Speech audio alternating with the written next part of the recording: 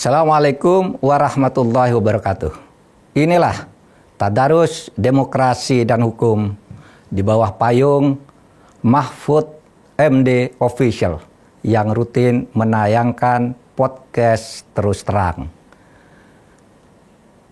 Penanya yang juga masuk ke meja saya melalui video adalah dari seseorang yang berasal dari Jawa Barat.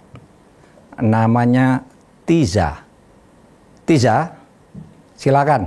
Assalamualaikum warahmatullahi wabarakatuh, Pak Mahfud. Perkenalkan, saya Tiza. Saya ingin bertanya, saat ini banyak sekali pilihan investasi di luar sana.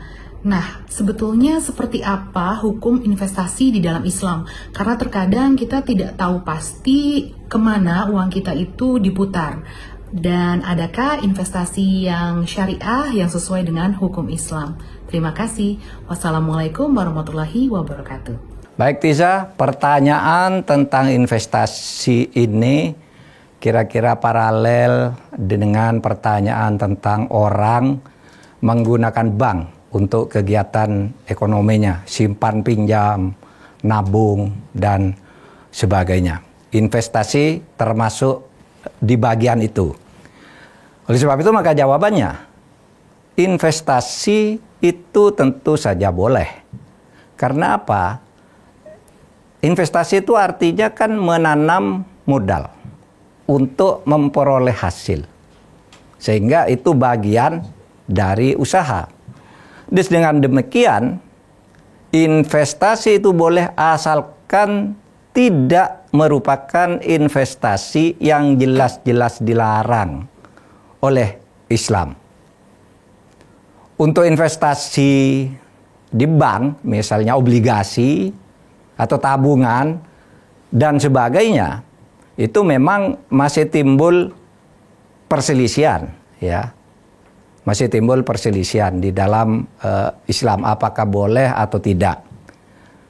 Ada ulama maupun organisasi yang mengatakan ya investasi di bank itu boleh.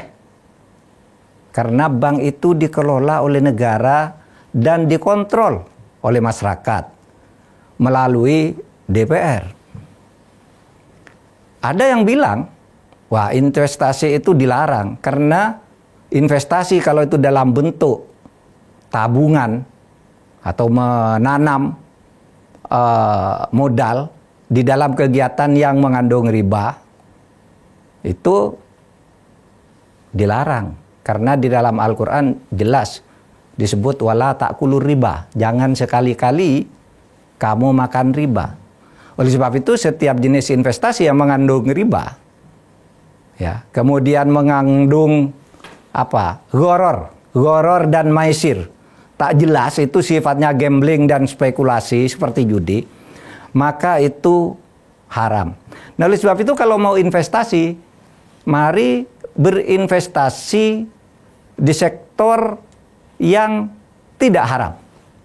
Seperti jangan berinvestasi di perjudian, menjadi pemodal sebuah kegiatan perjudian, pegawai judi online, investor di bidang perdagangan narkoba, itu tidak boleh investasi di situ. Karena investasi yang dibolehkan oleh ajaran Islam adalah investasi yang akadnya bersifat syar'i. Apa itu? Seperti mudharabah.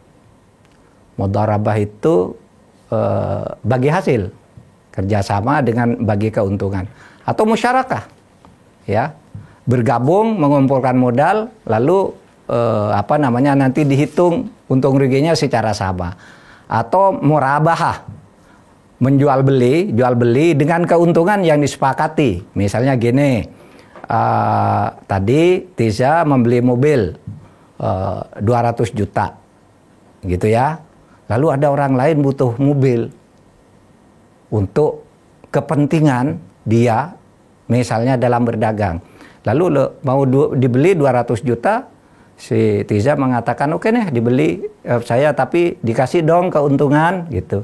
Berapa sih keuntungannya? Keuntungannya adalah misalnya 10 juta, dibeli 210 juta. Itu boleh, tetapi yang tidak boleh ya, saya beli 210 juta.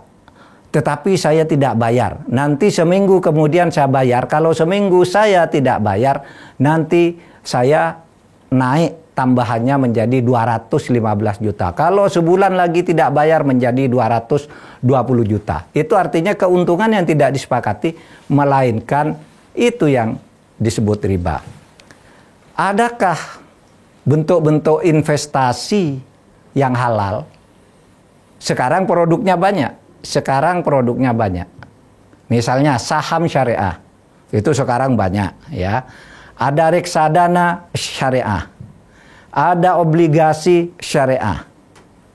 Begitu juga investasi dalam bentuk properti dan emas gitu. Anda beli rumah, disimpan, besok harganya naik secara wajar, bukan karena menambah bunga.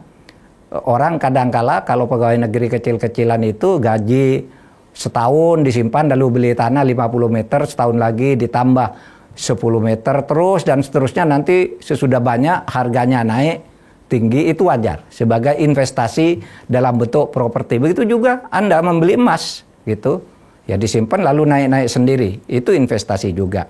Sehingga semua bentuk investasi yang berbasis syariah itu diperbolehkan, dan sekarang itu sudah banyak tersedia produknya. Tetapi kalau Anda tidak mau yang berbasis syariah begitu, boleh yang berbasis konvensional asal tidak mengandung riba, tidak mengandung gharar, dan tidak mengandung maisir. Tisa, sekian jawaban saya. Dalami lagi. Assalamualaikum warahmatullahi wabarakatuh.